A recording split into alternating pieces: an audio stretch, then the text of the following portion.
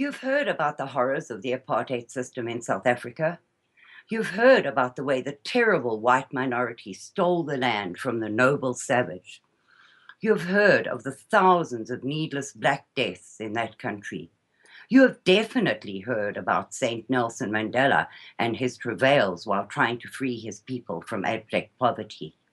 Well, this program and my South African guests are ready, willing, and able to tell you the truth about South Africa, which the media has deliberately hidden from you. We will dispel the myths and lies you have been fed and leave you with the bare facts.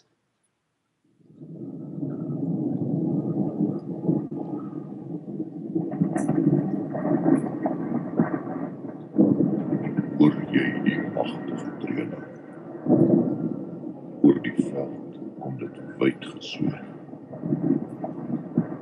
Die lied van 'n volk se ontwaking, wat harte kan sidder en weet.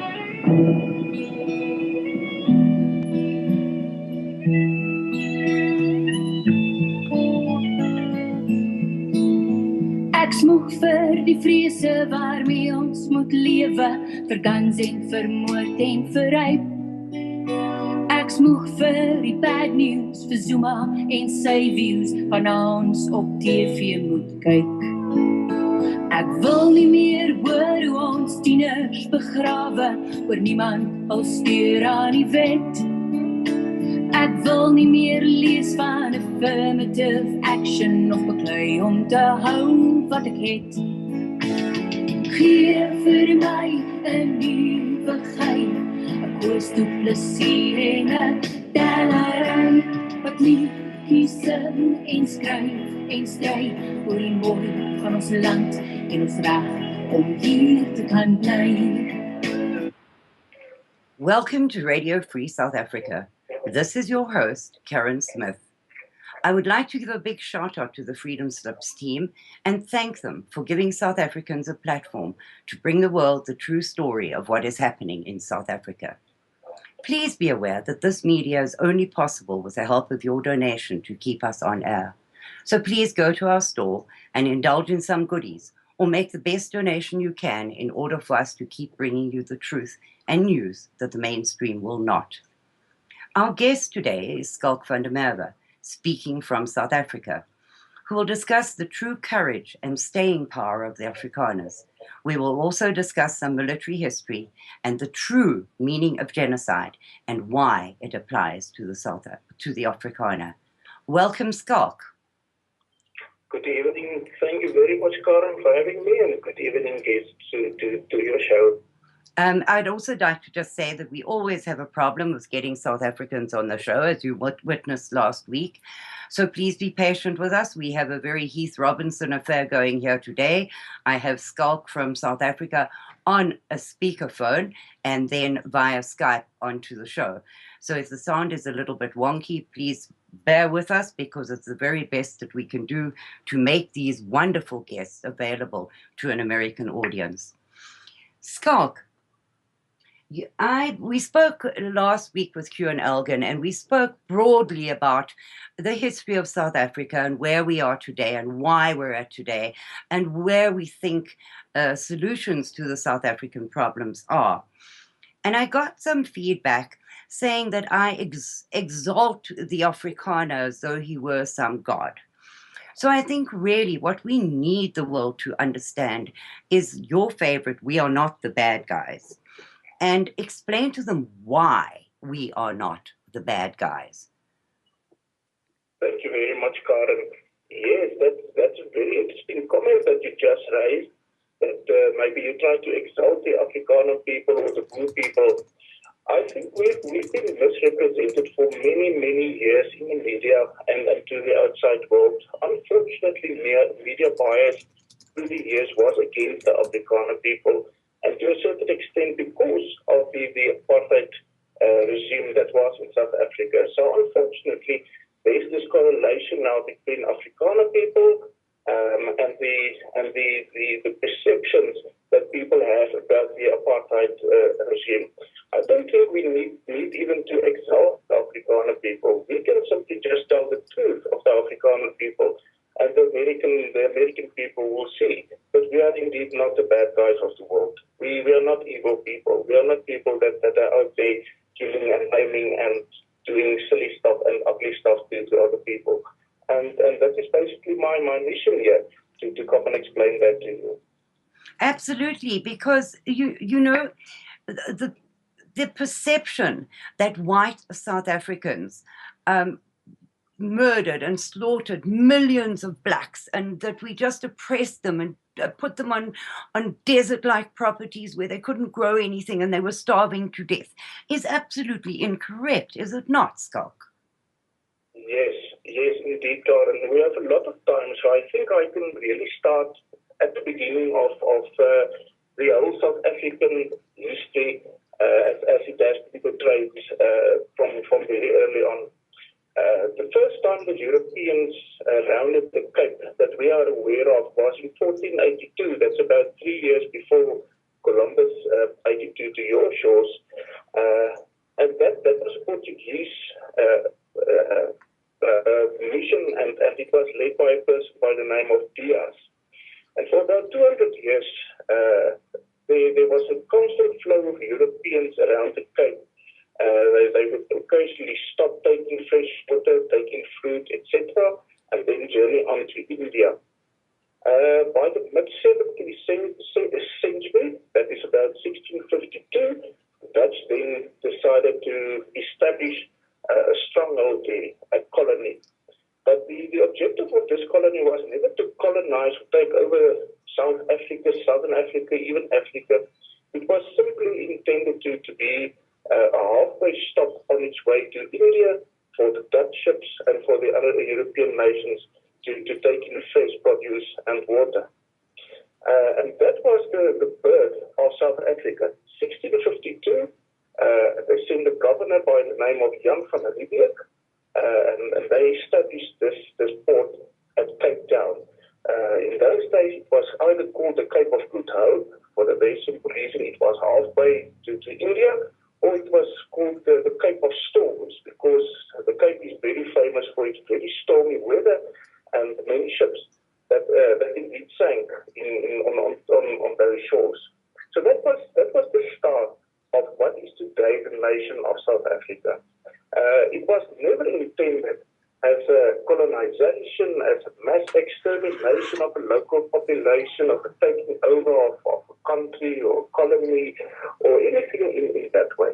The main objective of the Dutch was simply trade, and this was simply a trade post on their vast global trading network that they had at that time. And then, Schalk, we also need to address that we stole the land, because what Africans were in South Africa when the Dutch arrived? Yes, Colin, that is indeed also a greatly misunderstood misconception and misperception that has been relayed into the world.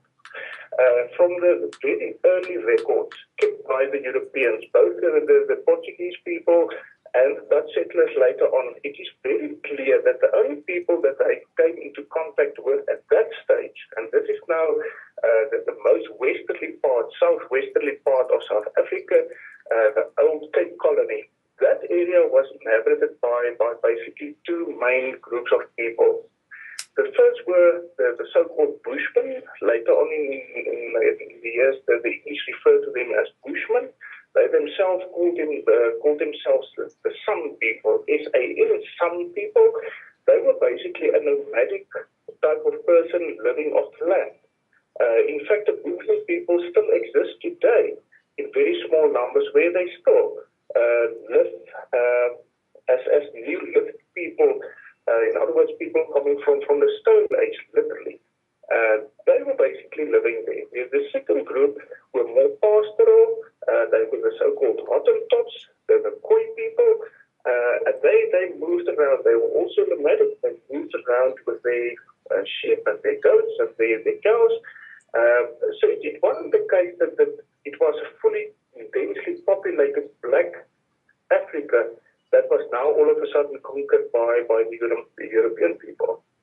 You would see that in the early days, the Dutch had quite a problem of keeping the Hottentot people and the Bushman people, let's call them then the Khoisans, to keep them actually away from the colonists. They had to build the castle in the Cape, for instance. That was originally just a fort, a mud fort. Later on, they built a proper castle. The castle is still there today. It's one of the major tourist attractions in Cape Town. And around the Cape, that castle, they also had numerous other posts where they had to guard the colonists from these Khoisan people coming into the little area around the Cape. So that was the starting place. Then you would see that in the following years after the Dutch came there, numerous other people started to settle at the Cape. Many were ex-mercenaries working for the Dutch. My own family, the Van der Merwe people, we came to South Africa in 1667. My forebearer's name was Schalk, Willem Bouter van der Merwe, a huge name. He was a semi-noble person coming from Europe, but he was a mercenary of the Dutch East India Company, and they settled there. And many other people started to migrate into South Africa. Not as conquerors, but simply because there was this huge virgin land at the southern tip of Africa where they could actually come and settle. And it was never the case like in America where you had large tracts of land being densely populated by the Indian, by the Native American people, and the whites sweeping over that. We simply went to live where there were no other people. That is how the Cape Colony was born. So it's a total misconception that the early Cape or the early South Africa was the scenario of white people coming and stealing black people's land. The first time that we actually met as white colonists, we met black colonists, were much later on in history. When we met them on the Fish River, far into the Eastern Cape. That was basically the first time that we became aware that there were black races or black nations also moving into South Africa, but from the north and not from the south where we were coming from. And that was approximately 100 years after the Dutch landed at the Cape. Yes, at least 100 years. I'm sitting with a book in my hand here that was written in 1807 by the very famous traveler called Liechtenstein. And he traveled the whole of the southern tip, the old Cape Dutch colony. And it's very interesting how far he had to travel before the first time he started to meet people that are now known as black people. And it was, for instance, the Botswana people. He had to travel very, very far up north, even across the Great River, that was later on called the Orange River. And that was the first time that he started to see that there's black people also living here scattered all over the place. Now, by that stage, let's call it around the 1800s, what basically happened in the Cape is that slowly these European migrants started to land in the Cape. They started to move inland. Later on, they became what was known as Vryburgers. That simply means that they were free citizens. They could own your land. They could farm the land. And because they were pioneers, they started going over Cape Mountains. And they started to go into what is today called the Eastern Cape, and also in the area that is called the Karoo. That is basically a desert area to the north of the Cape. And they started to settle there as European settlers, as people. And they decided to come to Africa to come and live there.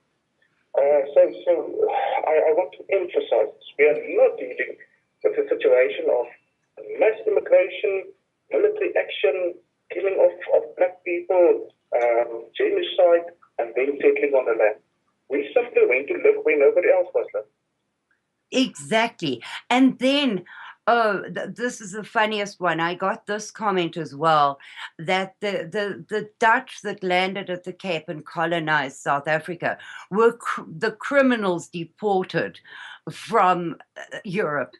Could you just address that as well? Because I don't know how to answer that. They seem to think that it was the same kind of business as Australia, where the criminals were sent to Australia as a punishment.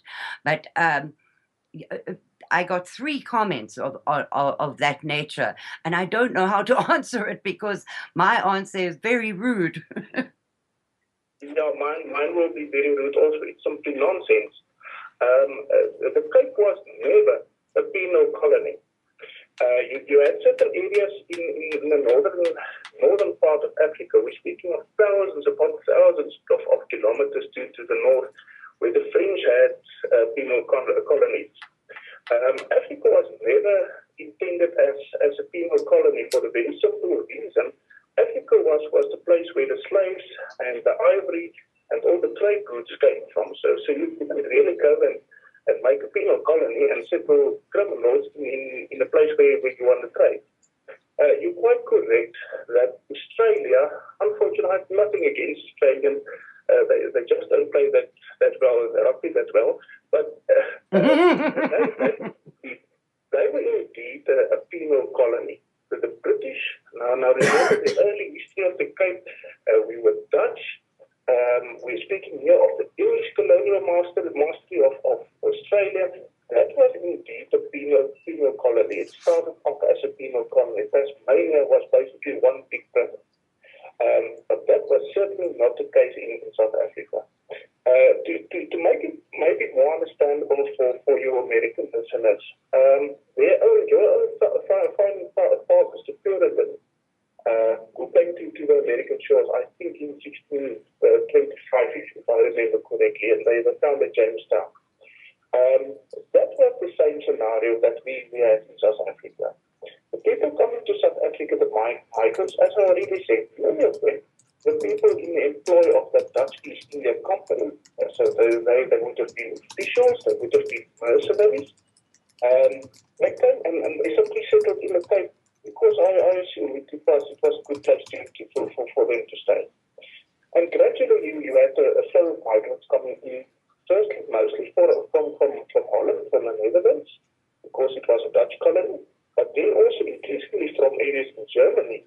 And then by the late 17th century, 1685, 1687, thereabouts, there was also a big influx of French. Now, who were these French people? It were Protestant people from France that were basically in Europe facing persecution for their religion. So they started to flow into the Cape. They were called the French Huguenots. So those were the other people. And these are also this is also the basis of the Afrikaner people who started to move and come and live in South Africa. It's simply nonsensical to say it's a bunch of criminals. It was certainly not. You would find a very high percentage of middle class and even nobility that came from Europe to settle in South Africa. And the French Huguenots, Schalk, the French Huguenots were actually fleeing Europe because of their religion. They were fleeing religious persecution, were they not? Yes, indeed. To take the history a little bit back, let's explain this to your listeners. At that point in time, we're speaking about the 15th, 16th, and 17th century in Europe. So huge turmoil between the Catholics and the Protestants.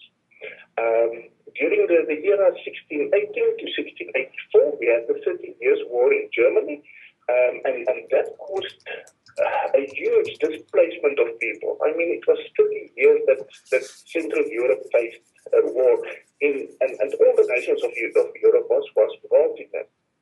And many of those scatterings found their way to the Cape, because the Cape was a Dutch-ruled and Dutch-owned colony, which by definition would have been Protestant, and more specifically Calvinistic Protestant.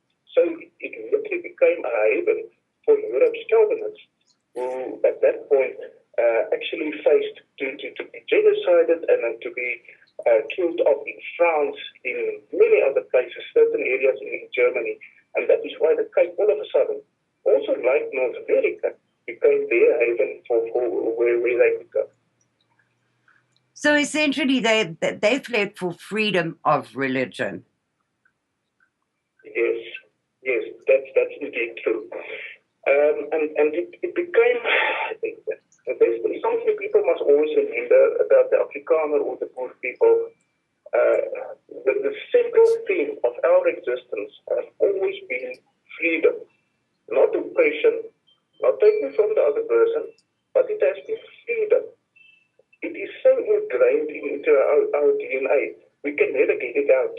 Because our forefathers were those people that actually fought for their freedom, and they came here, they left everything they had in Europe, and they came here to be free. That was their own wish.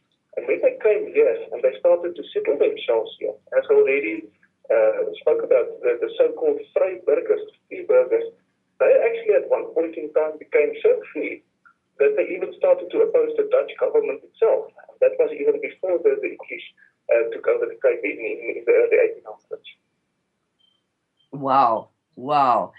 So also somebody mentioned a Vryburger uprising, but I can't find any information on such a thing. Yes, no, there was definitely a Vryburger uprising. It was at the time of the younger Van der Stels. There was the older Governor Van der Stel, was a very good governor, and then later on his son, Willem Adrian Van der Stel, became the governor. And he started to impose taxes, and he started to become a little bit of a dictator. And at that point in time, the Vryburgers actually then revolted. They simply revolted against the Dutch authorities. So yeah, that's indeed true. You must also remember that the name Afrikaner came out of that same situation where a young man with the name of Thibault, half drunk, apparently, rode down the street and for the first time exclaimed, "Ek ben een Afrikaner." Now, that is Dutch. In Afrikaans, ek is een Afrikaner, and in English, I'm an Afrikaner. So that was basically at the same point in time where all these things started to happen. Wow. And was that then, Schalk, one of the causes of the Great Trek? No, that's quite a bit earlier than the Great Trek. What happened in the meantime? Then in Europe, the Napoleonic War started just after the French Revolution in late 1780s to early 1790s. The Napoleonic Wars, and then by 1806, the British came to South Africa and they conquered the Cape Colony from the Dutch because it was a strategic place, of course, to land the British Navy in their great naval battles against the French and the Spanish. And then South Africa became a colony of Britain. Now, this would do something totally new to the Vryburgers and the established people in the Cape, because all of a sudden another white nation, if you want to call it that, European nation, the British, were now ruling them. And the British were totally foreign to them in their ways, their culture, and their religion. The legal system of the British were also totally different. So this was a very big problem. For the Afrikaans, at that point, not really Afrikaans, let's call them Dutch people that were living in the Cape. Already, they were a nation of their own. They didn't see themselves as Dutchmen anymore, Frenchmen or Germans. But it was the embryo, if you want to, of the later Afrikaner people and the later Boer people. So it was the introduction of British colonial rule that in the end ended up in the Great Trek. I also was told by somebody that they didn't actually conquer the Dutch in the Cape, but the Dutch sold the Cape to the British for £6,000. Is there any truth in that? I'm not really sure about the Cape being sold. What did happen was that you must remember that Holland at the point in time in about 1806. They were under the colonial or the rule of Napoleon. They were part of the continental system of Napoleon, whether they liked it or not. So they had very little control over their colonies, and it was very easy pickings for the very strong Royal Navy just to simply go and take over Dutch colonies. It happened in the Cape, it happened in the West Indies, it happened in the East Indies, in Indonesia. So I'm not sure that the southern part, what happened and what happened to the physical takeover of the Cape or Cape Town itself. The Dutch governor at that point started to have a little commando that he drawn from the Vryburgers, and they actually wanted to go and confront the British. But I think they realized there was no use in fighting the British. It was one colonial master versus another colonial master. So it was quite a bloodless takeover. It was not a big battle in which the British took the Cape from the Dutch. Alrighty, and of course, as you say, this was a very strange way of life to the Dutch, the burgeoning South African population, because they probably didn't speak English. They spoke a whole bunch of other languages, and the rule must have been very different. The way of ruling. Yes, indeed. The Dutch people very, and once again, I now include the French Huguenots, I include the German settlers. They were very religious. You must remember, as we spoke about earlier, they left Europe because of their religion. So their religion was very close to their hearts. Their church was very close to their hearts. And they interpreted the Bible quite literally. They lived along the laws of the Bible.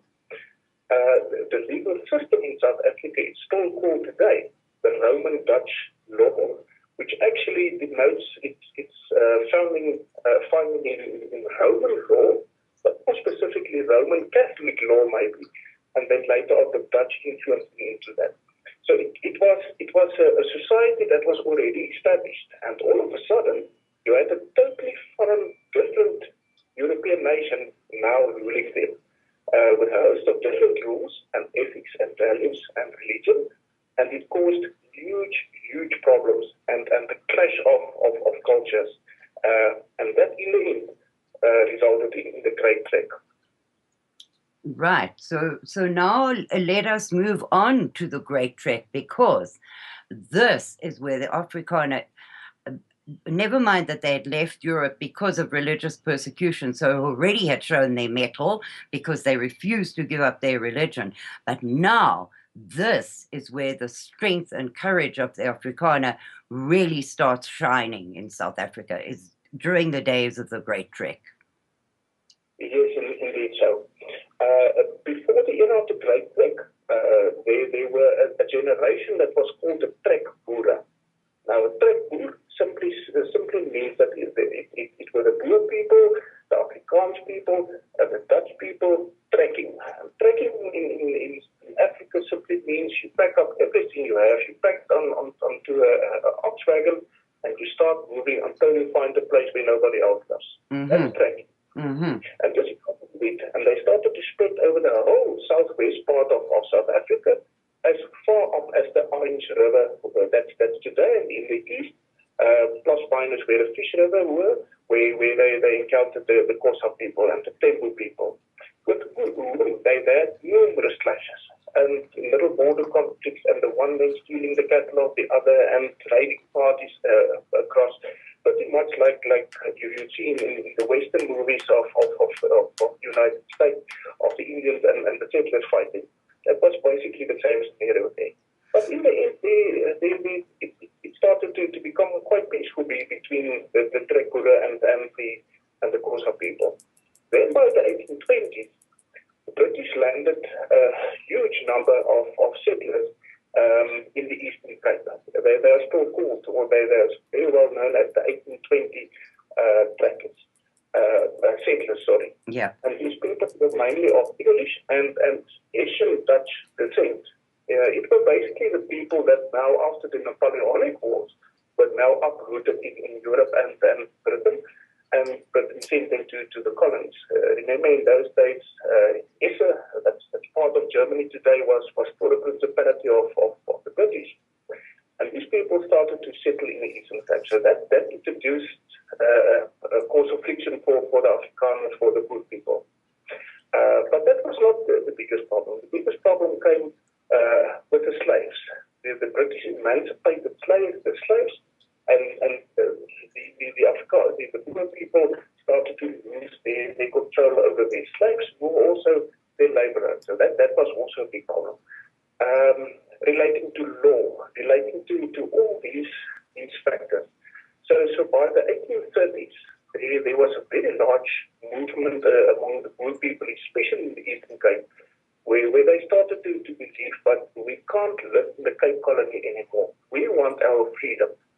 Now, a generation back, under the old Dutch rule, they even went so far during those troubles to also create little republics. The one was Swellendam, and the other, I think, was Tolbach. So they already had a history of coming together and creating little republics of their own. And by the 1830s, as I said, that big idea started to blossom in the Eastern Cape, and they started to think to themselves. When you read all the manuscripts from that time, it was a coming together of minds. But we want to be free.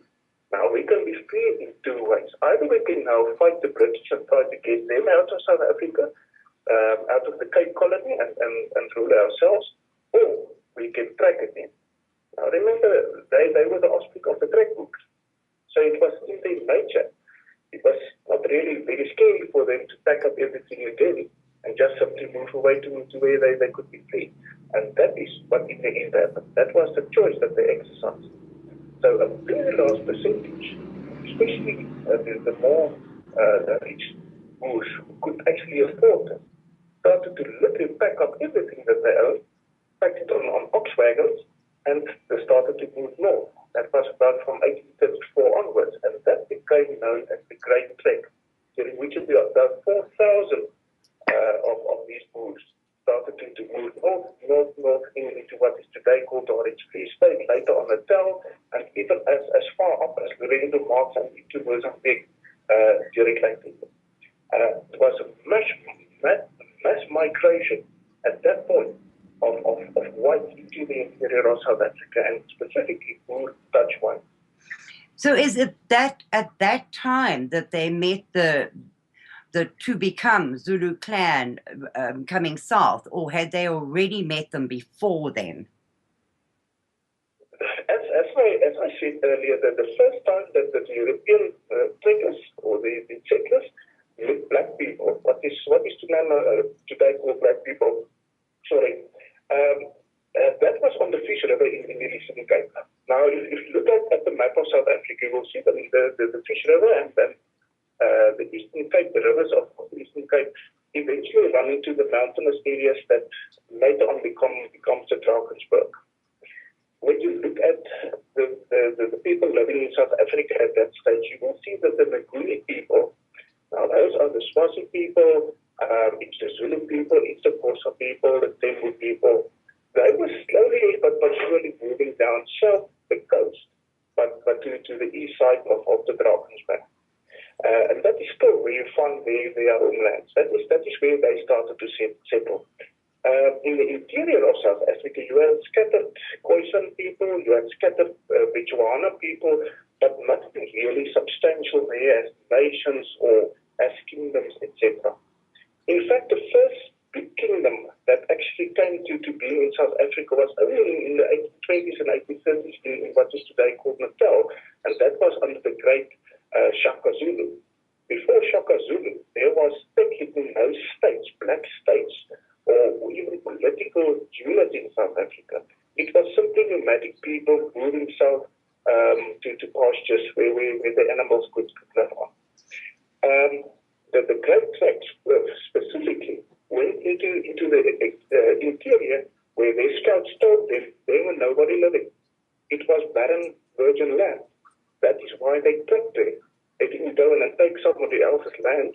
They trekked where nobody else lived to go and settle there. Yeah, absolutely, because as we will keep stressing throughout this program, all they wanted was their freedom to live their lives, to have a place to farm, to be free of taxation without representation, to be free of other people's laws and morals that they didn't agree with, and to basically be left alone. They didn't want to colonize, slaughter, fight, none of those things. You must remember something, and as I said, the theme of the Afrikaners' whole existence through centuries has been freedom. We've always opted to rather be the lesser and move away or stand back because we wanted to be free. You will never find the Afrikaner people being the aggressors. You will never find the Afrikaner people going and looking for war. When we fight until the death, but we don't start the fight. You will never find that in our history. It is always forced upon us. It is always because somebody wants to take away our freedom, wants to take away our land. That's where it comes from. But unfortunately, as we started this program, we've not been misrepresented as these evil people, always on the war path, always looking to get to the next fight, to start the war. And that was certainly not what the Voortrekkers did and not what the generations after them did. Okay, let's take it from where the Voortrekkers went into the interior. Eventually, they started to go over the Drakensberg, and they met the Zulu people there. And in negotiations and peaceful negotiations, they started to move into an area where the king of the Zulus, it was not Shaka Zulu anymore, it was his brother, who technically came to power through a coup. He killed Shaka and then he took over the Zulu nation. They negotiated with him for a piece of land in Natal. And that is where the famous incident of Tief happened. Because during the negotiations, and I would assume the last part of these negotiations, the Zulu king simply decided that he wasn't going to honor the agreement anymore, and he ordered Tief and 67 of his followers that were negotiating to be killed. And that spurred the great Zulu war between the Voortrekker people in Natal and the Zulus that concluded in 1838 at Blood River, where the Zulus were simply routed. Now, when I speak about routed, I literally mean they were demolished. On the Zulu side, conservatively, maybe as many as 12,000 Zulus were killed. On the Voortrekker side, not a single person was killed. The only casualties there were 3 people that were likely injured. But the Zulus were routed. And that caused a republic then to come into existence in Natal that was actually called the Republic of Natalia. That was a Voortrekker republic. So that was the first republic that the Voortrekkers been established, and that was in Natal. And then came the British to Natal. Yes, because then the British realized, but there is now a new part of Africa that has already been conquered, if you want to call it like that, and they decided they want it. And they landed in Port Natal, that is today Durban. And what ensued after that was basically that the British, through war, took off from the Voortrekkers to the Republic of Natalia. And Natal became a British colony. And once again, the Boers had to pack up and they had to move away. Some of them went and they founded what was called the New Republic, Nuwe Republiek. That was in the area of what is today called Vryheid, freedom. Once again, the theme. That's in the northwestern part of Natal. But by that time, there was also a republic in what is called today the Free State. It's still called Free State, Vrystaat. Once again, freedom. The Oranje Vrystaat, it was named after the Prince of Oranje, the old Dutch monarch. That was Italian, and also certain republics of Potchefstroom, of Pinburg, all those, all amalgamated in the end to form the big Boer republics of the DPR, Suid-Afrikaanse Republiek, that was the old Transvaal, and then the Orange Free State. So they had to move away from the British city. Once again, they didn't want to fight about it. They just left their semi-established farms and got in their wagons and trekked away, rather looking for freedom and peace. Exactly. That is exactly what happened. But as history unfortunately unfolded, by this time, also to the western part of South Africa, the British started to expand their colonial empire. There was the possibility of mineral riches in Africa, and the British wanted that. And the next big event in South Africa after the Great Trek was, of course, the discovery of diamonds in what is today Kimberley. And when the British realized that there were diamonds, it simply turned the politics of South Africa around from where South Africa was this far away, unpopular part of the British Empire, just simply a trading post, to all of a sudden becoming the most important part of the British Empire because of diamonds, because of all these mineral riches that the British realized were under the ground in Africa. And that led to the two Boer Wars. Yes, eventually it would lead to the Boer Wars. The issue of the diamond fields, what is today Kimberley, the whole area, it's basically a little triangle made by the Vaal River in the north, the Orange River in the south. The British actually claimed that as part of the Cape Colony. Now, here's the interesting thing. The Orange Free State did not want to go to war. So you have the British military taking a part of the Orange the Orange Free State, and Orange Free State backing off and saying, look, you can take the diamonds. We just want our freedom. And in the end, that part of the Orange Free State, by treaty, was given to the British to ensure peace, to make peace with the British so that the Orange Free State colony could still exist. That was about in the middle of the 19th century.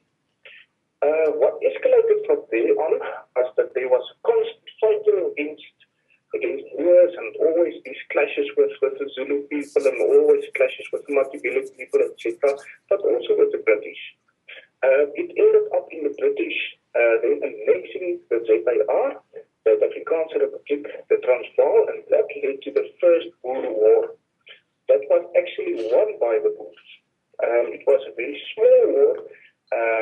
You will remember that the British General Colley led a detachment of the British soldiers, and then they were beaten by the Boers, and the Boers once again took their freedom over the ZAR. That was in 1881. Now, during that war, the Brits did not bring in troops from elsewhere. They just fought with their local troops. Yes. As I said, the first Boer War was quite a small war. It was not the big Boer War that later on your American listeners will definitely also know about. But that was the first time that the British were actually beaten on colonial soil by local people, and that was the first Boer War. Now, by the mid-1890s, about 10 years from the first Boer War, the next big thing in South Africa happens. They discovered gold in Transvaal. And, well, if the British like the diamonds, they like the gold even more. And it became a huge gold rush into what was then the Transvaal Republic, the Zuid-Afrikaanse Republic. Thousands upon thousands of British, of Poles, of Jewish people, of German people, everybody, even Chinese, started to flow into Transvaal to go and extract the gold. And that is where the city of Johannesburg comes from. It's still today the richest city in Africa. They started to mine gold there. And that led to the British Empire decided, well, we want the gold of the ZAR, and if that's going to be the case, we will have to take over the Boer republics. To make a long history short, through all kinds of politicking and foul play behind the scenes, in the end, the ZAR and the Orange Free State were forced into the Second Boer War that lasted from 1899 until 1902. And that was a major war.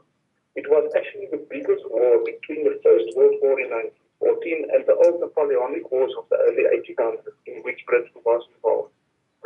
In the end, they had more than 250,000 of their troops in South Africa to fight off the Boers and to try to take over the republics.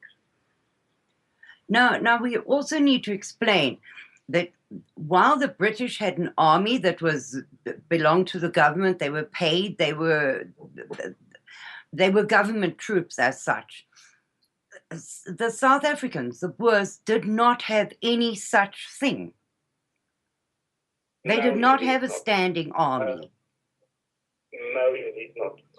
Now you must this way you have to start to realize the nature of the Boer. The nature of the Boer is independent, is very tough, is Calvinistic, he believes in his God, he believes himself to be even superior as chosen by God. This is the basis on which Afrikanerdom, the Boer people, were built. They lived off the field. They lived off the land. They built everything that they needed from what they could take off the land. They couldn't import from Europe. It was thousands upon thousands of kilometers away. What they had and what they needed, they had to do themselves and make themselves. Even today, you will find these huge stone kraals in which they had their cattle and the sheep and all these things. It was an extremely independent type of person. Hard driving, they were the people were really used to horse riding. They were excellent shots. They knew the land as they would know the palm of their own hand. So these are the good people. And they've battled for now nearly 200 years against everything that nature could throw at them. And they battled the Zulu people and the Matabele.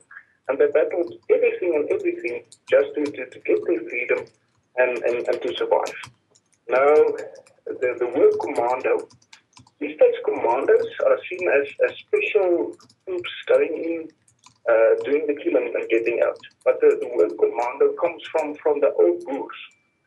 What commando meant was that in every district you had a field cornet, he was a chosen official, and when war comes, or when there was some threat, this field cornet will then go around to the farms, and he will command all the Boer men, the able-bodied men, to take up their arms, take their rifles, take their food, a wagon or two or three, and then they go on commando, and they go and make war. That was basically a citizens' army, and in the truest sense that you could ever have. And when eventually the Big Boer War, the one of 1899, happened, the Boers could put into the field as many as 54,000 of these citizen soldiers simply going to war. The only regular part of their army was their state artillery, which was very small. They didn't spend huge money on weapons. They had a small state artillery in the Free State as well as the ZAR.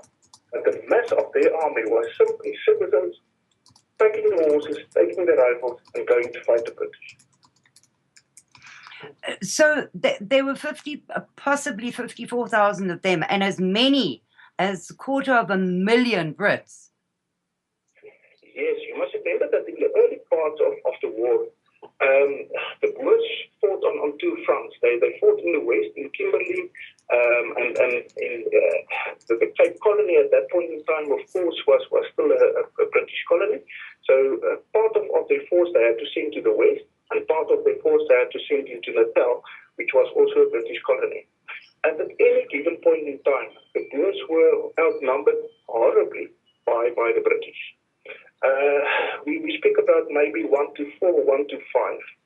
As you already also said, you must remember that the Boers were citizens. It was a citizen force, whereas the British were a professional army, backed up by supplies, backed up by artillery, all those things. And then something very strange happened. The British were under the impression that they would be back home for Christmas in 1899. Yes. But they encountered something that they never expected. They were beaten in bloody battle after bloody battle by the Boers, and they were beaten soundly. Places like Colenso, places like Spioenkop became a rout and a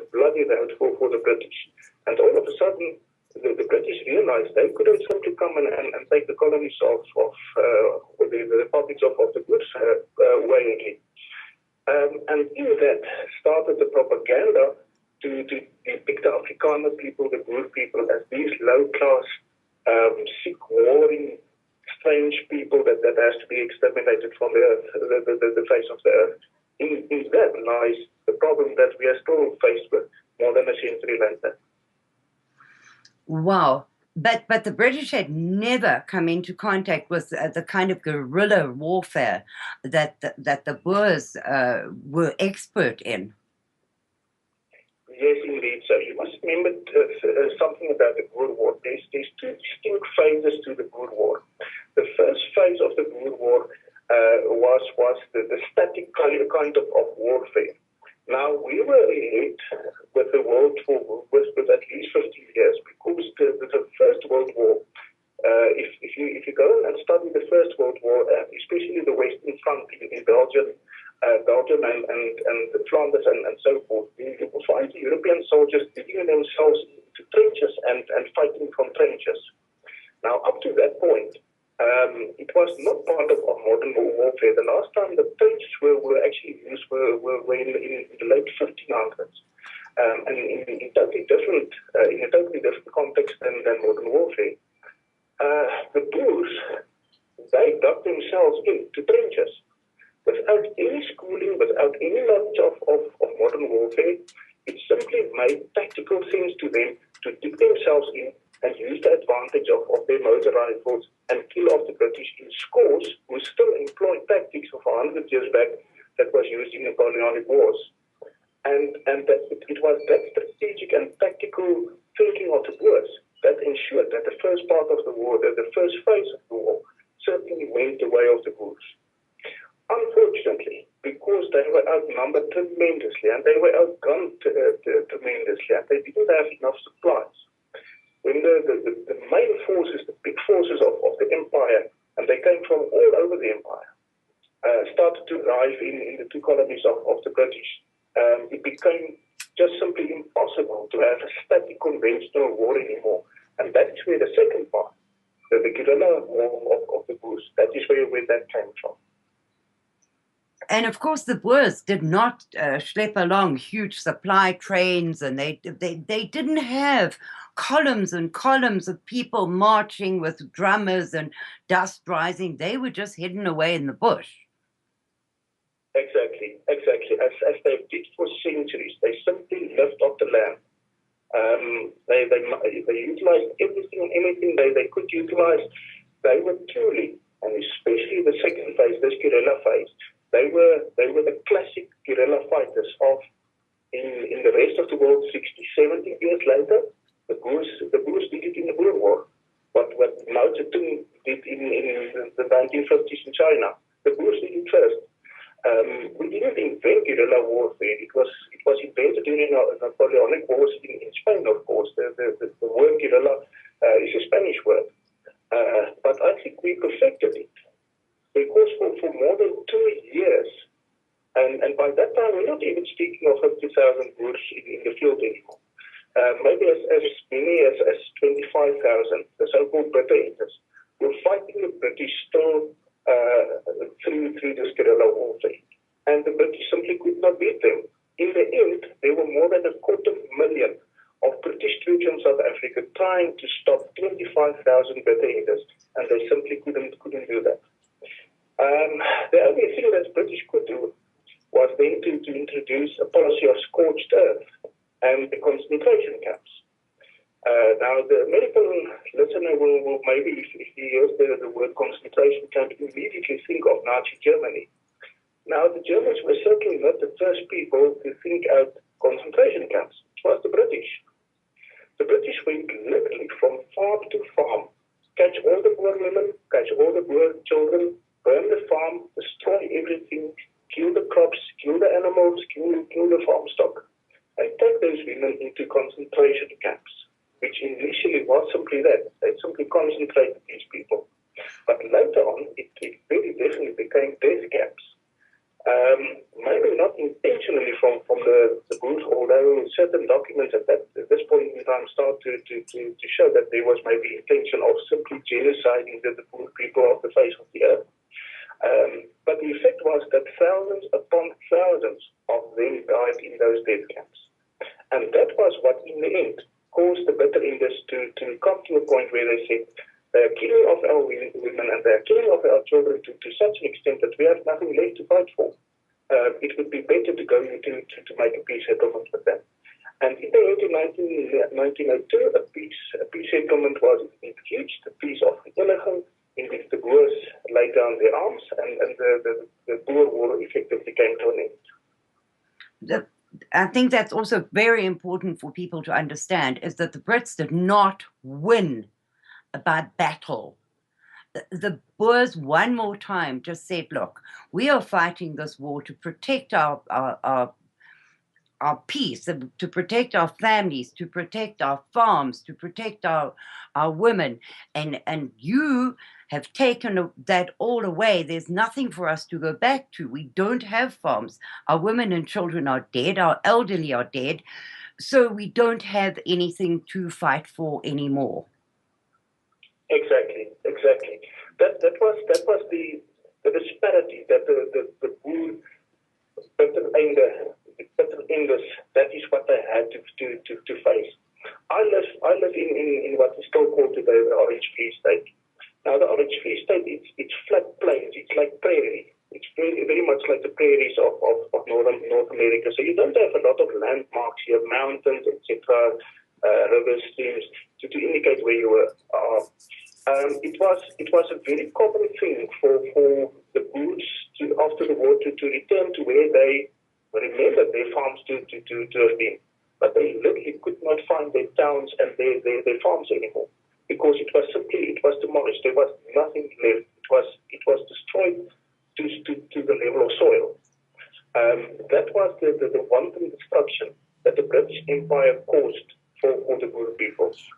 The effect of this war was what was later on called the arm blanke probleem, the poor white problem, because you had all these poor people returning to what were their farms and what were their towns, but there was nothing left.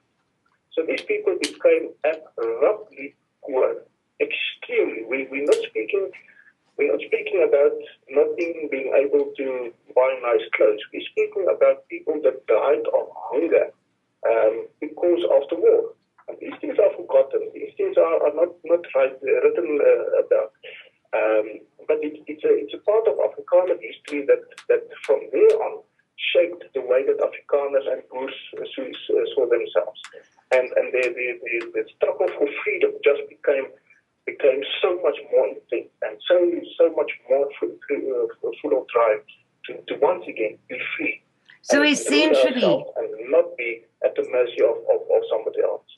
So essentially, Schalk, and we are coming up to a break, which is a good place for us to stop.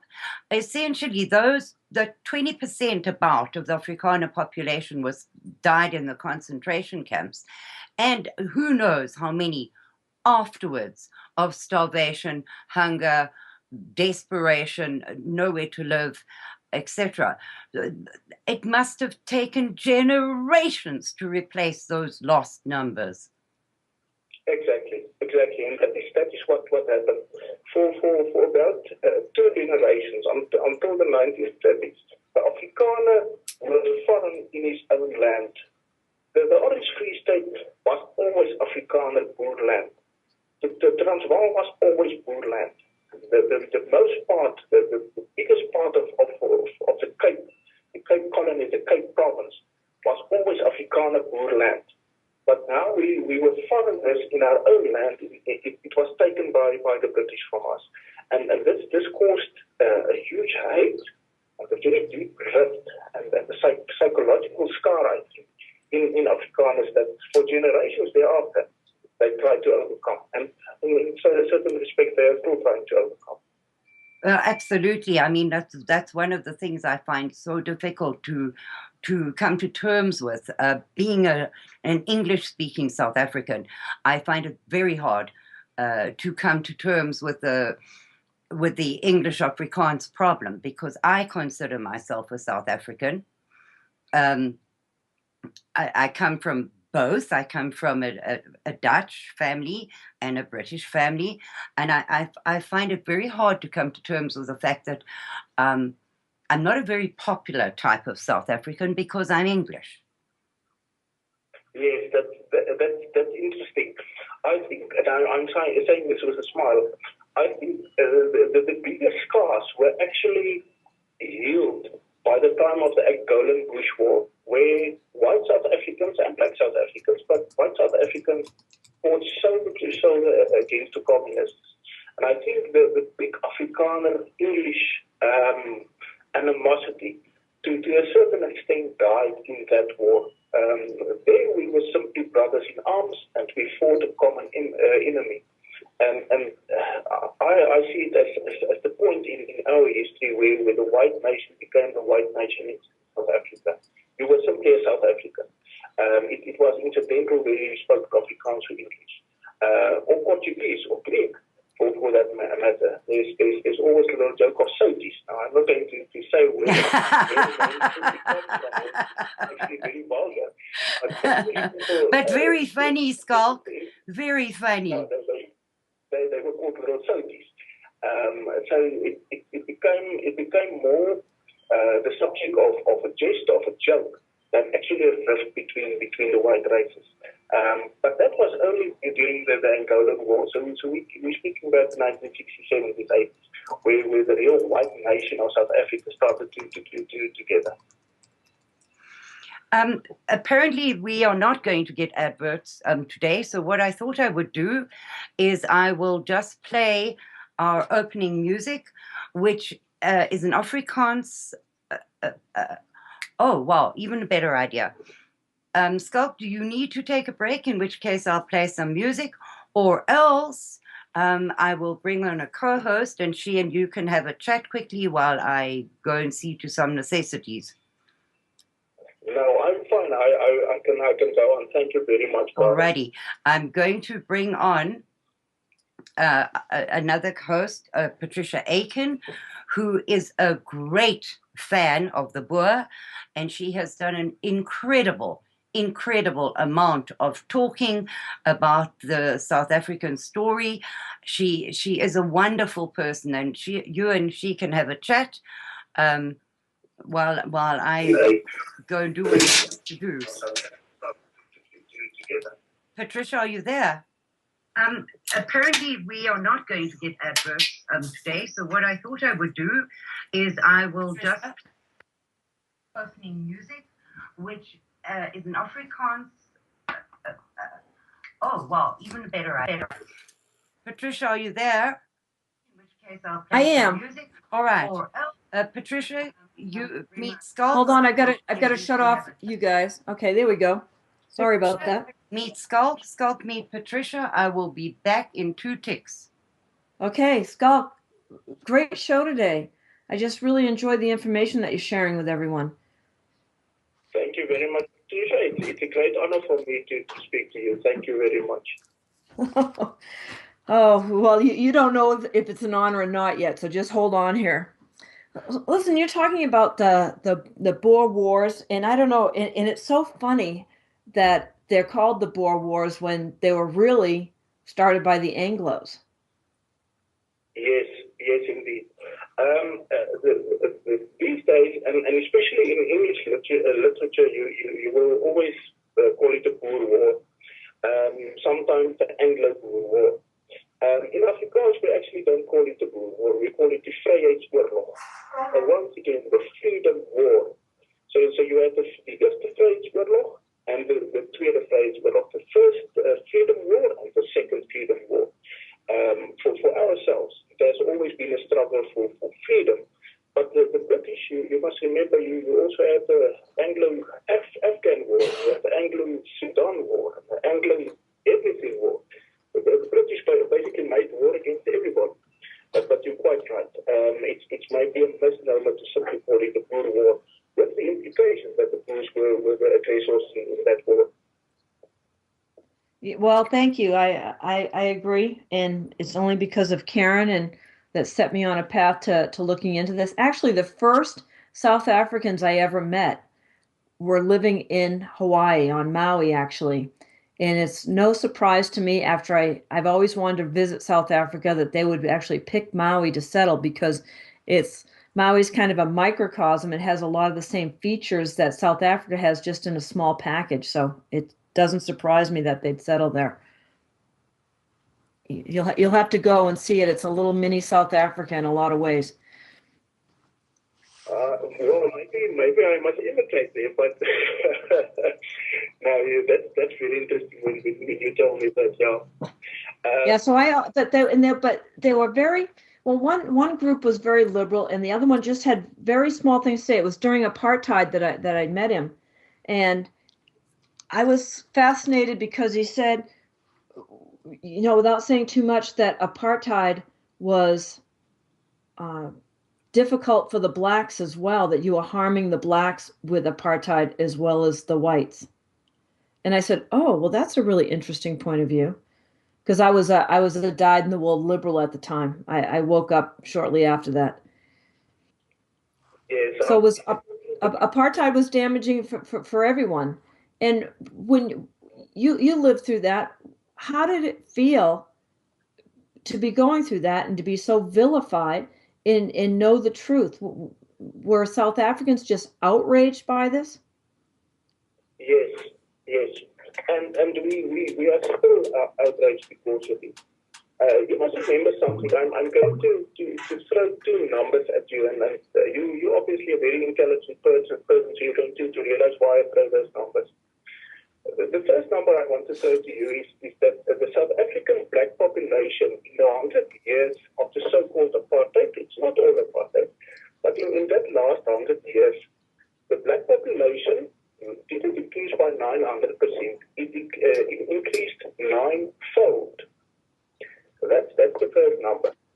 The second number is that at no point in time were there ever more than 4.5 million white people in South Africa, and there's still only 4.5 million white people in South Africa. Now, one of the key factors or the key indicators of how good a population is off is increase in its numbers. Now, from this, I can state categorically that black people were not killed off in millions, were not genocided, did not receive the worst kind of system the world ever saw, if they could increase ninefold in number. That's impossible. Apart from that, it's very, very bad and ugly sight, especially on a more micro basis. But as a whole, South Africa benefited hugely because of a system like apartheid and before it, even the colonial system of white rule over the black masses. Well, I can certainly see that, and with the black population just outbreeding the whites and flooding into your country and overwhelming the infrastructure, I don't see a problem with apartheid. I really don't understand. The outrage has been completely manufactured, Marxist manufacturing tool against whites, as it continues to be all around the world. When I saw the report of the Paris bombing in shooting attacks yesterday, I said, wow, it's like Nelson Mandela lives. I mean, if it isn't broke, don't fix it. Here, they're starting in with bombings in other places, just like South Africa went through. You must remember something about Nelson Mandela. Here's the narrative that the media has built around Nelson Mandela. He was this great freedom fighter. Then the evil apartheid / Nazi regime took him in custody, and he was incarcerated for 27 years. I remember in one movie I saw that they had like little islands, right? With grass leaves and the huts that's made of grass, and he was now kept there. And then he was released because the ANC won some great battle against apartheid. That is absolute nonsense. It does not exist. It's not even well written. It's not even well written fiction. Mandela was a criminal. They were terrorist criminals. He was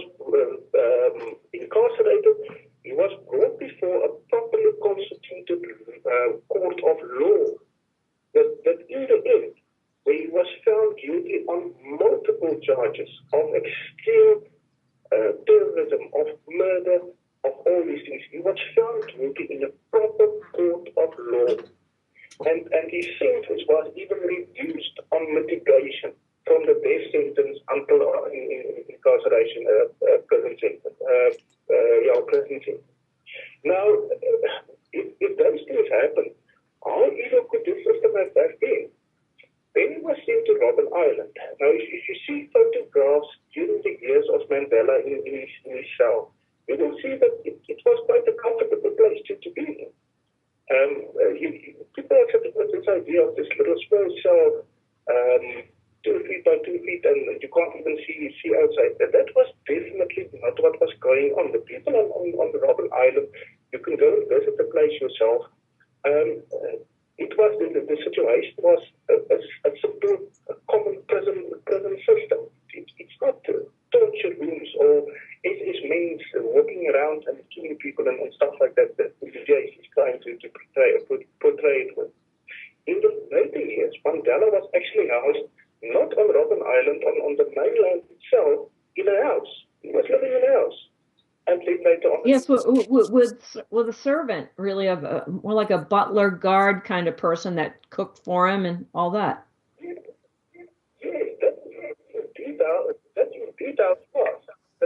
Where he received good communist visitors from around the world, U.S. presidents, heads of state from all over. The Nelson Mandela myth is just that. It's a myth. And the fact that the South African government at the time offered to release him if he would stop the bombings, and he turned them down flat. That shows you who he really was. Yes, it was in the mid-80s. P.W. Botha, he was Prime Minister at that point in time, one of the last hard, good Afrikaners. He went to Mandela and he said to him in so many words, just renounce violence. We don't want violence. We only want freedom. We're Afrikaners. We want freedom. So please just denounce violence.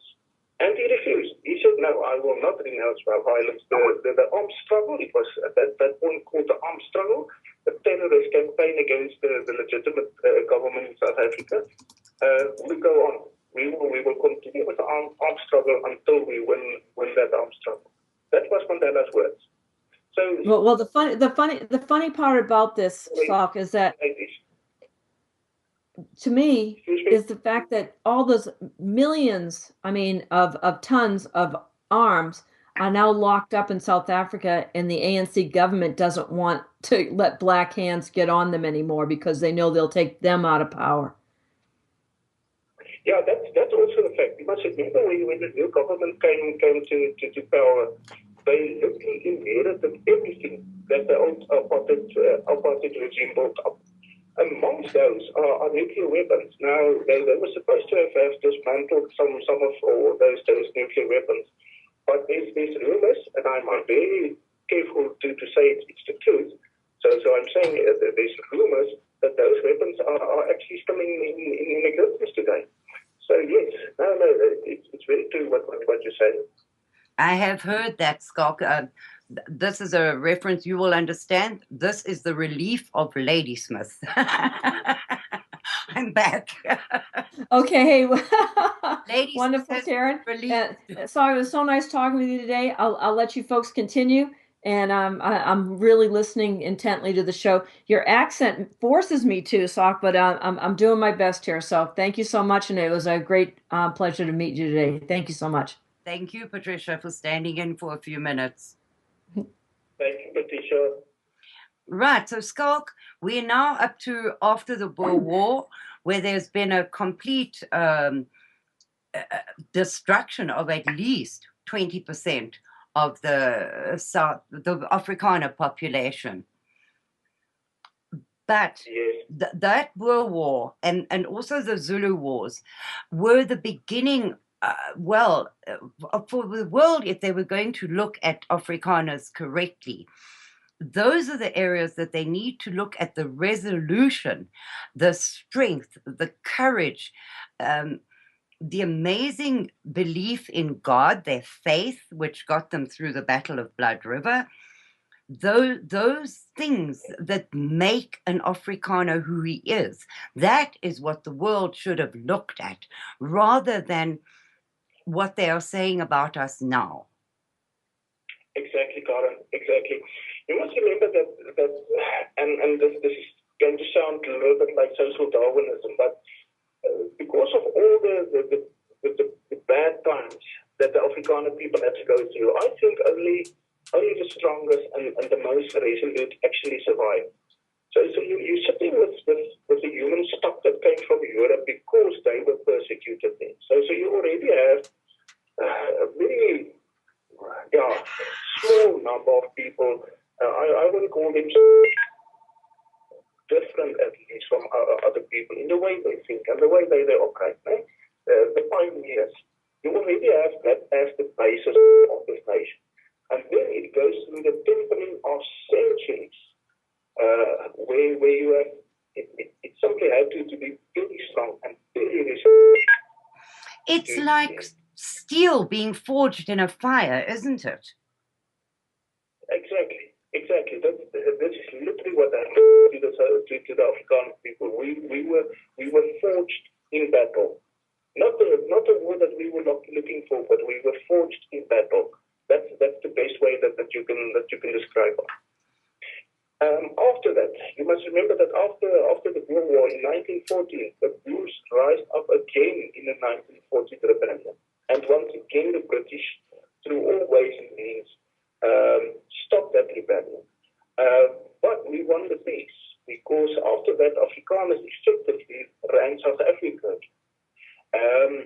And we ran it even more so after 1948 when the Nationalist Party, the Afrikaner Nationalist Party, took over the colonial government. By popular vote.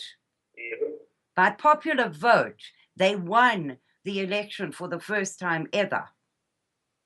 Yes, in 1948, in a general election at that point in time, it was still a multiracial election.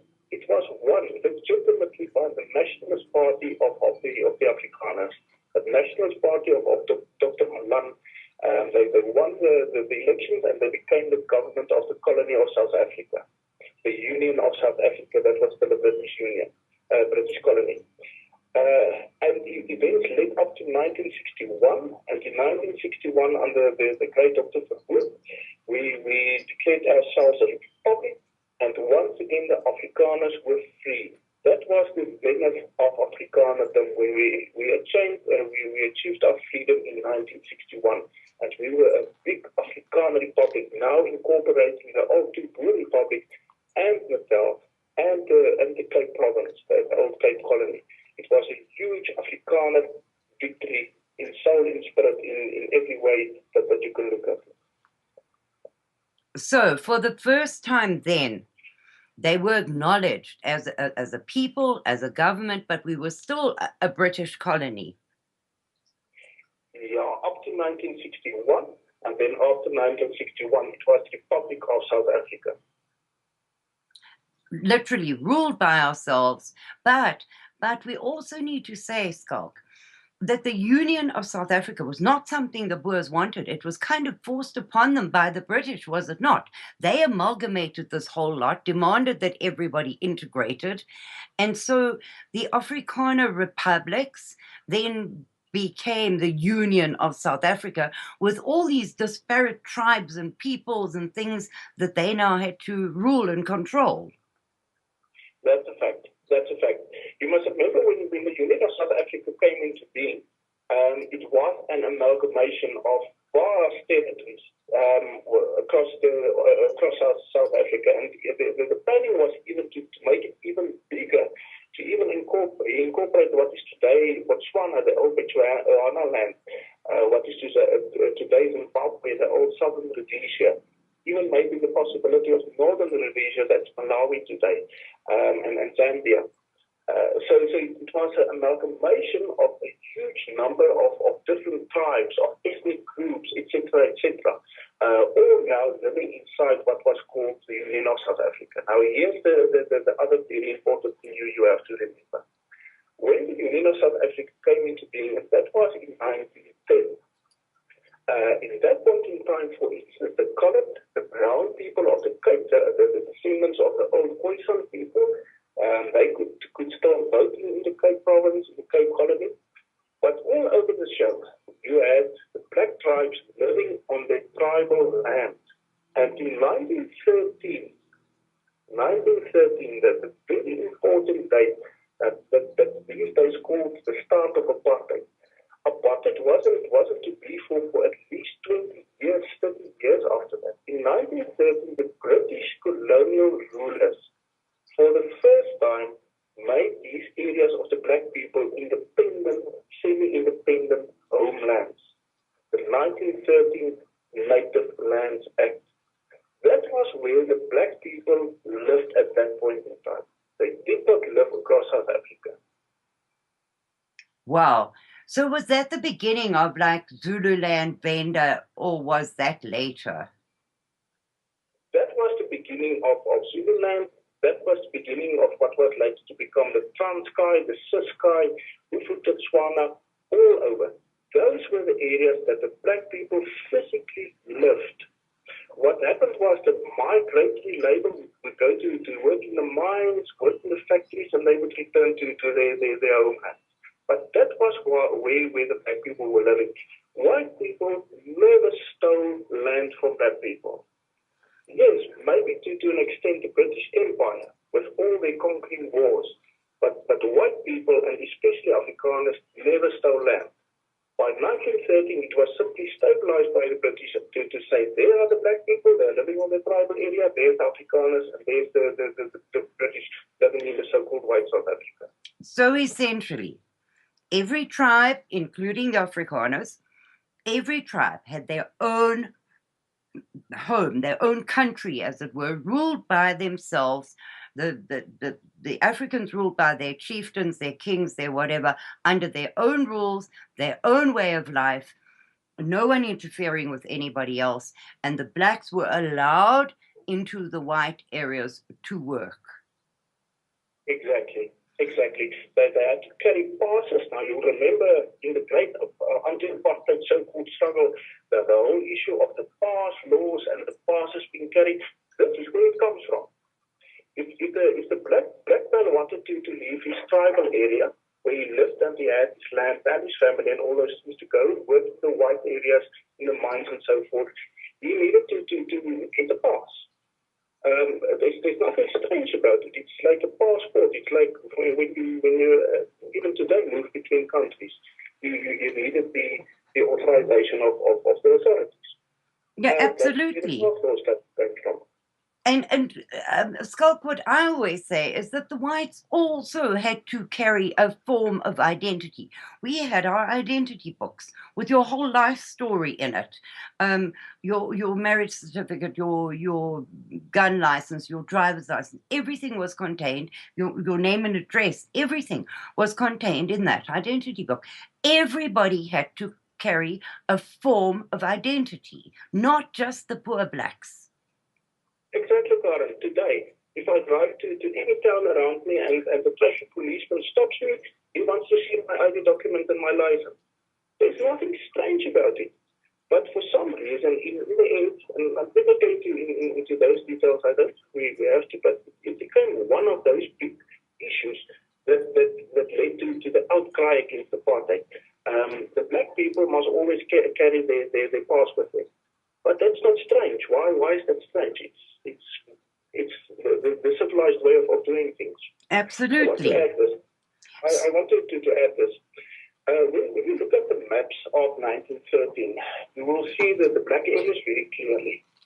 Under the national government, that was now after 1948 when the Afrikaners came to rule South Africa. We didn't decrease the black areas.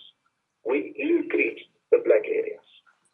We started to amalgamate and to join where you have all these little small dots and kingdoms and tribal areas. We started to buy out white land around that and started to amalgamate those with the idea of what the group later called Grand Apartheid.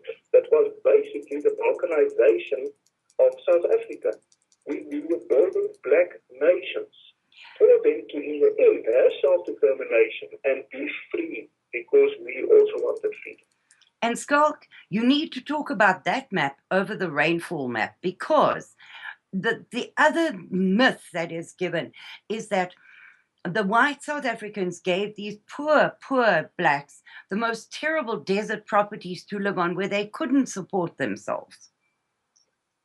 Yeah, that's once again, I'm going to be very blunt. That's total nonsense. When you look at the rainfall map of South Africa, there's a very clear line right through the middle, north-south of South Africa. The western part of South Africa is basically desert. The only part of the western side of South Africa is the Cape Peninsula, and then the south coast, which is green, which is lush forest and so forth. But it's a very thin line of good rainfall. Then all of a sudden you have quite high mountains, and then the Great Interior Plateau. But what I spoke about earlier, the Karoo area, for instance, and the Northern Cape, the Makwaland, those areas, which is desert. It's dry, it's desert. You can farm goats and sheep there. You can't even plant lilies. You can't even plant crops. It's simply too dry. In that western part of South Africa, you will not find 5 meters square of old homelands. There's nothing. We never gave black people that area. When you move to the eastern part of South Africa, that is the area where the rain falls. You will find all the black areas in that area. They literally receive the best water, best parts of South Africa. Arable land, very, very good land, close to the shores. Zululand is on the coast. Transkei is on the coast. Ciskei is on the coast. Why is that necessary? For the very simple reason they could build their own harbours and have free trade to the rest of the world. But they didn't use it for that, did they? Excuse me, Karen? They didn't utilize that land the way it was intended. You see, that's what makes it so sad. If you drive through a country like Transkei today, now you drive from the west to the east. The west where the lesser rainfall is and the white farmers live, you have expansive farms. It's well planned. It's productive. The moment that you move into the Transkei area, it's erosion. The land is barren. They cut off all the trees. It's basically desert now, but desert in our rainfall area. That's the sad truth of it. So they never received the worst part of the country. The worst part of the country is the western side, where you could literally go and look for yourself on a map. No homeland. They received a huge chunk of the eastern part of South Africa, where they lived. You must remember something, the black people, the Nguni people, and the Sesotho people, and so forth, when they started to move from Central Africa into Southern Africa, and that was possible at the same time that the Europeans coming in on the southern part. They basically only moved as far as there was enough pasture land for their cows, for their cattle. They didn't move into the dry interior of South Africa. So they never left there. But today they claim the whole of South Africa. Everything is seen as a black country and is seen as it was stolen by the white man from them. Absolutely. Absolutely, Schalk. And the white taxpayer was supporting those homelands. It wasn't we just dumped them there, fenced them in, shot them by their millions, didn't educate them. All of those stories that the world believes about the Afrikaner is total rubbish. Karen, yes, you touch on a very, very crucial aspect here. Yes, the crucial question the critic of apartheid must answer me. Where did the development of the black Africans come from, if not from white taxpayers? White taxpayers, and they are still today, are the people paying the taxes in South Africa. They cross-subsidized the black homelands They subsidized basically all the development in not only South Africa, but later on Southern Africa. Remember what is today the independent nation of Namibia. We took it over from the Germans after the First World War. We looked after that country. We built it with Afrikaner white capital coming from South Africa. Botswana to a very large extent exists today because of white Afrikaner capital that was invested into that company over the years. Zimbabwe, for the most part, was built on white Afrikaner capital. We built it. And yet we are the people who are vilified for doing that thing. Exactly. You must remember something. Afrikaner South Africa, and when I now speak of Afrikaners, I also include the English South African. Because I said during especially the latter part of the last century, we started to join into one nation. White South Africa, Afrikaner South Africa, just simply never fit to world plans because we were independent. We didn't adhere to the rules of the United Nations. We did the thing on our own. And I think that was the main reason why apartheid had to go, because if apartheid went, Afrikaner rule also went. So the main war was never against apartheid. That was the pretext. The actual war was to unsettle Afrikaners from the position of power in South Africa and Southern Africa, because we effectively ruled Southern Africa. Schalk, if you'll hold one moment, I have to do a station check.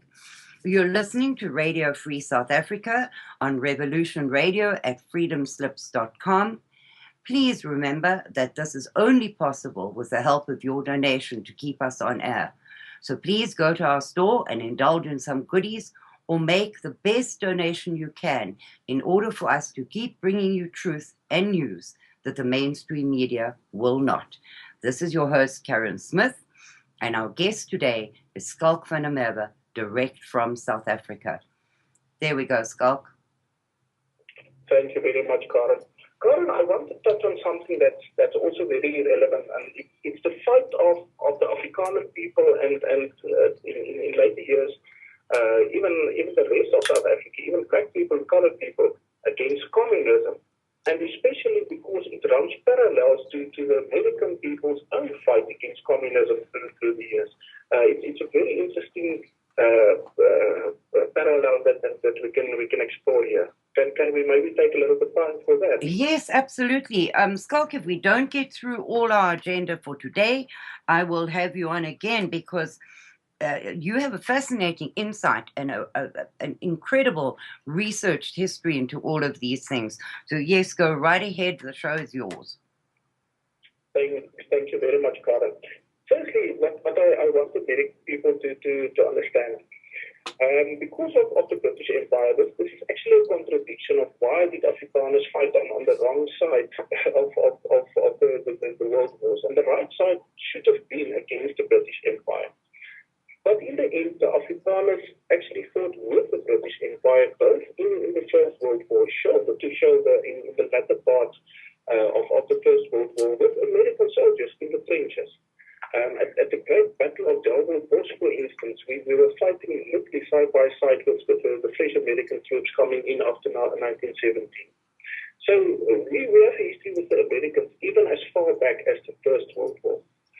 When the Second World War broke out, once again Afrikaners joined the Allied forces and fought intensely in northern Africa. We fought with the Americans in Tunisia. We fought at Al Alamein. We were one of the key players of Al Alamein. But really importantly, under American General Mark Clark, we also took part in the invasion of Italy with the soft underbelly of the Axis powers. And we fought side by side, number 3 and number 1 SA armored divisions, fought side by side with the Americans against fascism.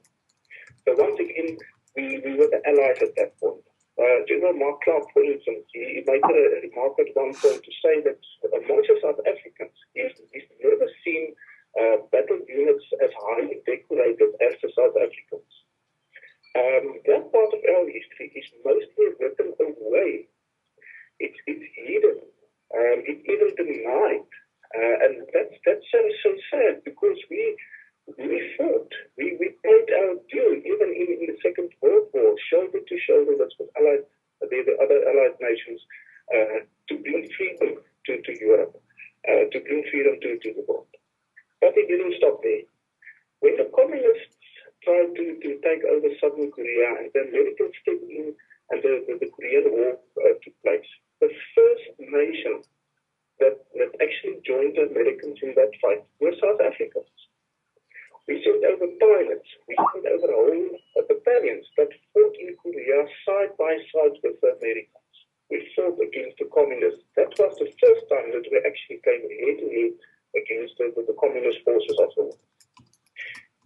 We never fought, of course, in Vietnam, because at that point in time, we had our own Vietnam. And what do I mean by that? It's our engagement in Angola. Now, in Angola, we also fought side by side with CIA operatives. Today, it's general knowledge that CIA and Reagan's government, for instance, played a clear role in supporting the South African forces there. So then we fought communism, whilst the Americans, our American brothers, were fighting the communists in Vietnam. We paid our dues. We fought Soviet Russia, we fought the East Germans, we fought the Cubans. Cuba is the longest and the most severe of the enemies of the United States. Afrikaner people have always fought the Cubans. These days, Cubans are imported by our current government, because in the olden days, the Cubans were on the side of the ANC, who's today running the country. We Afrikaners, we fought the Cubans. The point I'm just trying to make is for the American public to understand that Afrikaners have been your brothers in arms for many generations. If we can get to that point, that people really understand that, we are over a very big hurdle. Unfortunately, popular media has literally written the Afrikaner people out of history. It's as if it never happened. And that in itself is the start of a genocidal process against the Afrikaner people. Absolutely. Because I would dearly like to have had the time to get to events of the last few weeks.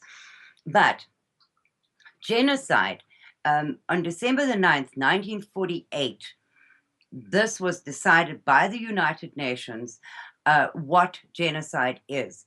Any of the following acts committed with intent to destroy, in whole or in part, a national, ethnical, racial, or religious group, killing members of the group, causing serious bodily or mental harm to members of the group, deliberately inflicting on the group conditions of life calculated to bring about its physical destruction, in whole or in part, and forcibly transferring children of the group to another group.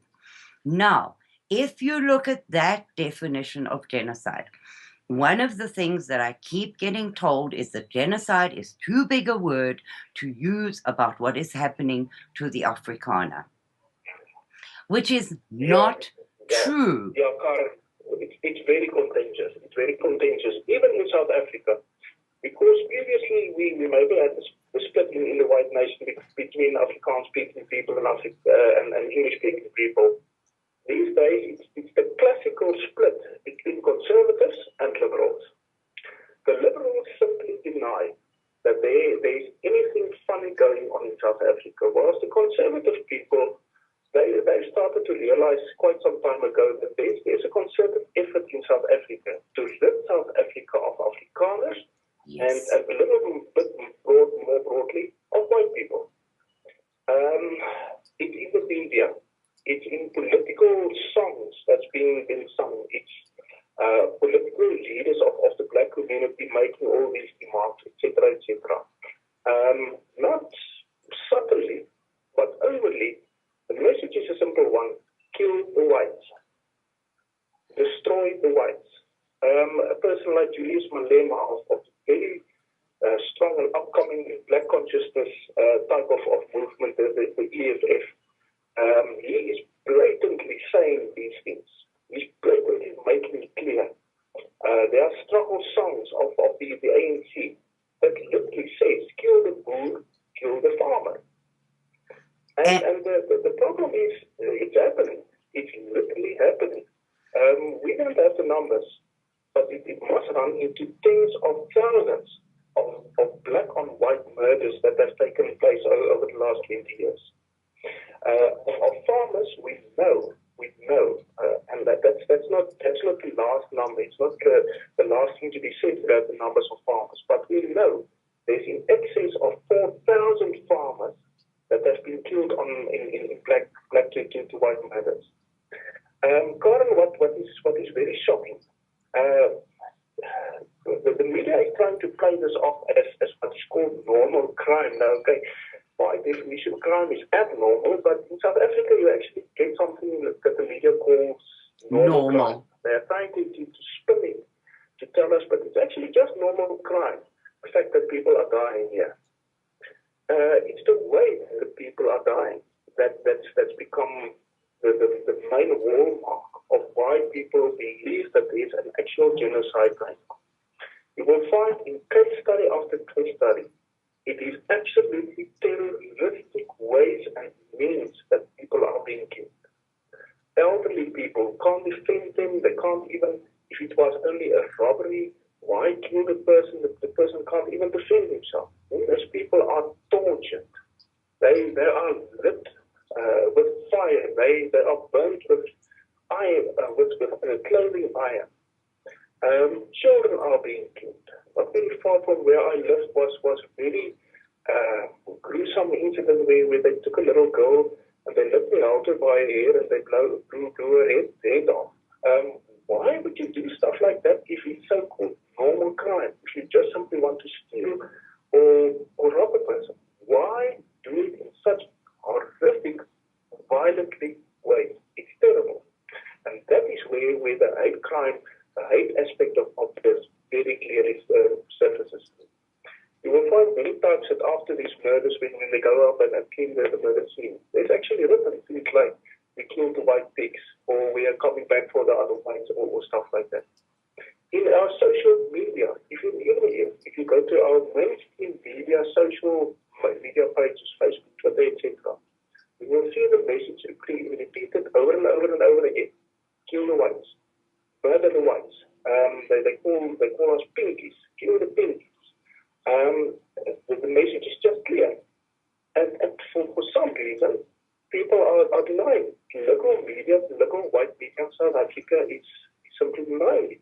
And because they are denying it, I think the world media is also denying it by virtue of ourselves saying there is no genocide. So why would world media then come and say that there is a genocide if we ourselves, we are denying it? Absolutely, but Schalk, genocide is not solely bodies piling up in the streets, although that aspect of the white life in South Africa is horrific. Genocide is the destruction of your history, your heritage, your language. All of those things contribute, and those aspects cannot be denied as happening in South Africa, as shown just this week. Yes, exactly, Karen. Because you must remember that the physical killing of whites, the government has been very clever in playing that. They are sympathetic, and sometimes a minister would even go to a site and you will see the pictures on the TV of him holding some family member of the deceased, etc. So we can't really point the finger to the ANC government and say that it's you killing our people. But on the other hand, the institutionalized discrimination and eradication of language, culture, and economic stability of Afrikaners and white people in general, that can't be denied. You can see it on the law books of South Africa how the discrimination is literally forcing us into into the status of economic refugees. Our language, remember that the two official languages of South Africa were English and Afrikaans.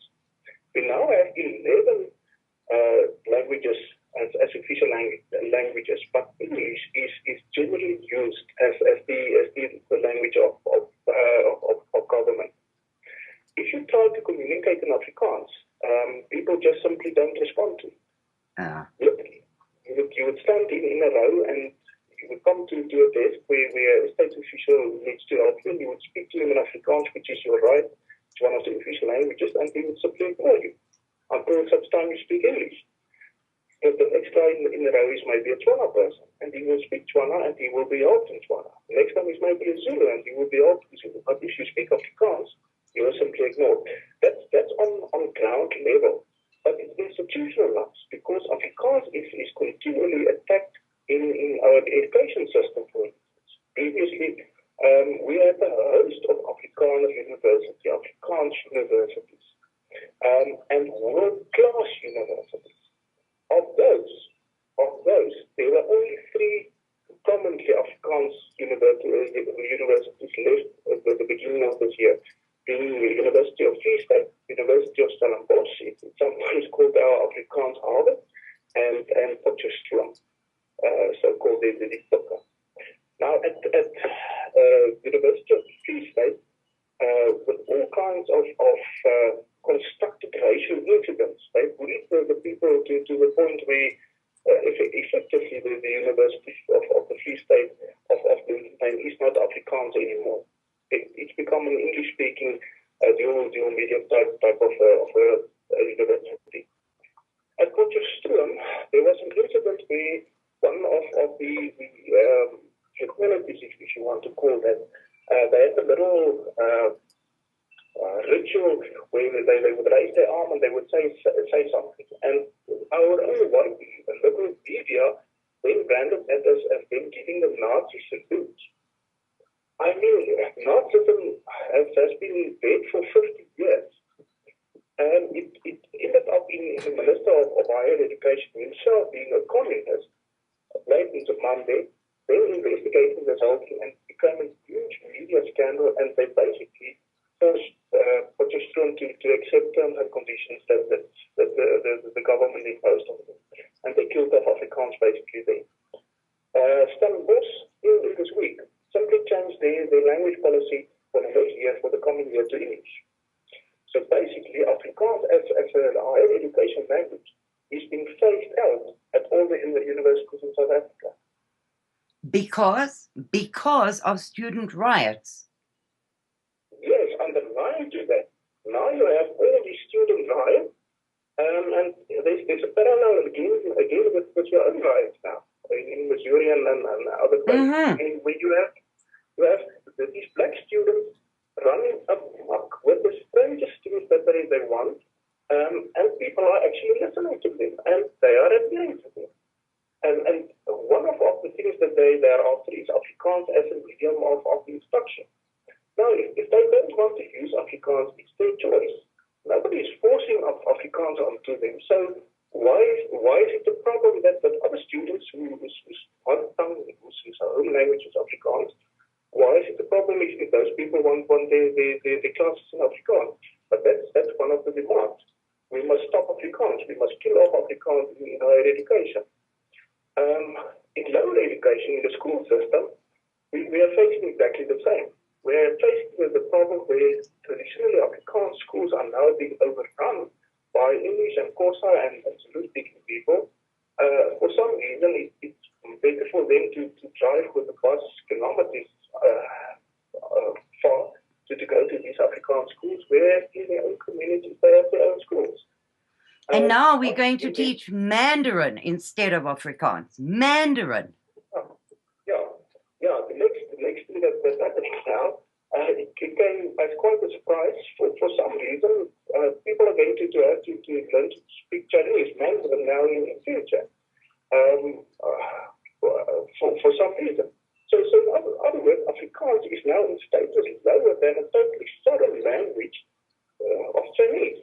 It simply does not make sense until you realize that the main struggle has always been just simply to get rid of the Afrikaner people in South Africa. I'm not a conspiracy theorist, but the ANC themselves are also not running this country. Even the DA, if they one day maybe come to power with the opposition party, they will most probably not really effectively being run in South Africa. It's been a struggle for centuries to get rid of the Afrikaners, to get rid of the Boers out of this country. Every step of the way at this point in time. Absolutely, because there's the same thing going on there about your statues being removed, the same as here. Anything to do with the Confederate flag, the Confederate soldiers, everything must be moved, changed, broken down. Because why? You can't rewrite history. History just is. Yes, the irony of the statues. The Boer generals, many of our statues, most of them are Boer generals. The Boer generals fought against British colonialism. We were the first people in Africa that took up arms against the British colonial oppression system. They must be the heroes of the black people because they fought against British colonialism. Now they are branded as part of apartheid. There was no apartheid before 1948 when the National Party came to power. There was not something called apartheid. It was a term called much later, about even the 1950s. Under the old Boer republics, the Boer republics recognized the black tribal kings. They brought the Boer republics to accommodate the black kingdom. But for some reason, they are now branded as apartheid. It doesn't even have any correlation. No. It's exactly the same. It's exactly the same as in your situation where the battle flag is a racist flag. How is that possible? The Southern states fought for freedom. But for some reason, the flag is being seen as oppressive. I simply can't understand this. No. And the problem is, Schalk, for me, is that people should have been watching what is going on in South Africa, because if you look at what happened in Paris yesterday, this is what is coming all over the world, because the noble savage needs to be looked after by the minority worldwide, white people. Yes, that's a fact, Martin. That's a fact. There's always this view of the white person or the Western power must always stand back so that somebody else can be accommodated. And in South Africa, this has led to the white population now really being under physical pain. I don't know where we're going to be 5 years from now. We can't get jobs anymore because of affirmative action. We can't have businesses anymore because of black empowerment, black empowerment legislation. We can't go into the state service. They only hire black people, and so they can go on. So they are systematically squeezing us out of the system here. But where do you go from here? I don't think the Americans will allow us in if we started to turn up in both those now in New York City. Where are we going? What's going to happen to us? What's going to happen if Australia faces the same problem as ourselves? What is going to happen to the white population in the United States? There's studies that show by 2050 you will be a significantly small minority in the United States. What is going to happen with your population there? And it's not about being racist. It's just simply there's an attack now, and people for some reason try to deny it, but it's there. It's there. If a person writes on Facebook, kill whiteys, kill the cracker. Apparently in Europe and Britain, the term for white person is a cracker. Kill the crackers.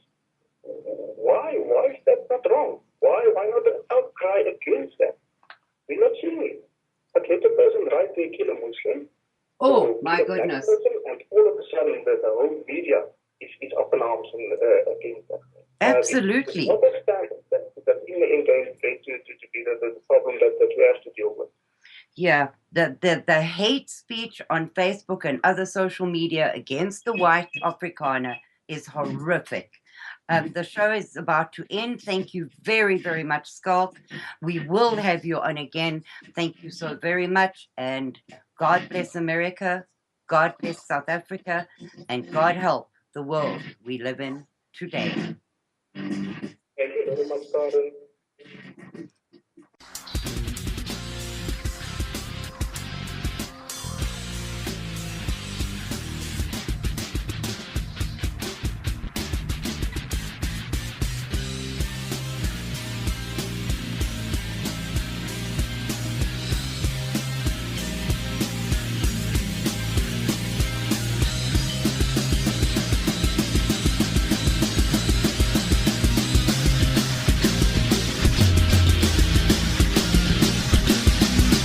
Thank you for listening to Revolution Radio.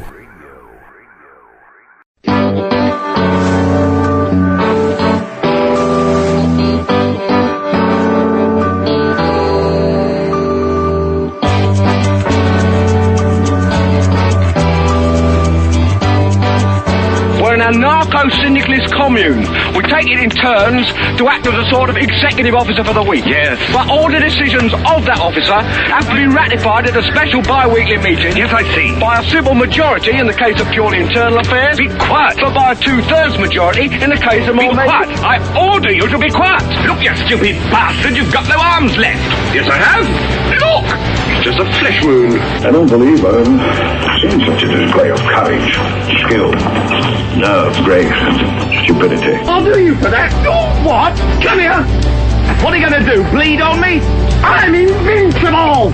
You're a loony. The Black Knight always triumphs. Roundtable Live Monday through Friday, 1 a.m. till 4 a.m. Eastern Time. Bring your mind, bring your ideas, bring your voice. King Arthur had nothing on us here at Revolution Radio, freedomslips.com.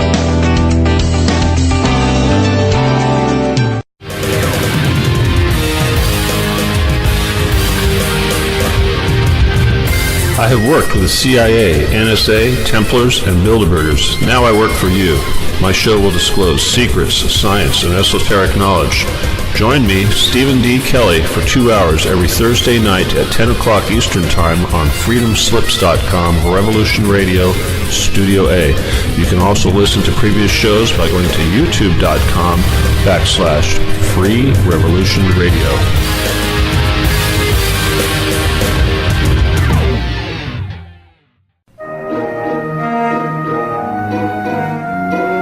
The original